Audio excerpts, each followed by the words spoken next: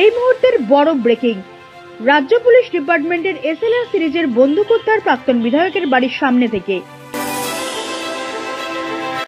ঘটনার বিবরণী জানা যায়, এয়ারপোর্ট থানার অন্তর্গত ছলমুড়ি এমএলএ পাড়ার বাসিন্দা ক্ষুদিরাম দেবের বাড়ি থেকে উদ্ধার হয়েছে এই এসএলআর সিরিজের বন্দুক। বামুটিয়ার প্রাক্তন বিধায়ক কৃষ্ণধন দাসের বাড়ি একেবারে সামনেই ক্ষুদিরাম দেবের বাড়ি।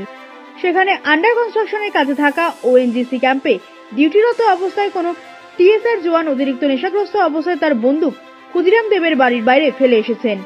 যদিও এমনটা ধারণা করা হচ্ছে, কিন্তু এই অভিযোগটাই কি সত্য নাকি ঘটনার অন্য রহস্য রয়েছে তা নিয়ে কিন্তু এলাকাবাসীর মধ্যে তীব্র চাঞ্চল্যতা ছড়িয়েছে। অন্যদিকে এয়ারপোর্ট থানার পুলিশের তরফে সন্দেহজনকভাবে উদ্ধার হওয়া এই বন্দুকের ঘটনায় কোনো প্রতিক্রিয়া জানা যায়নি।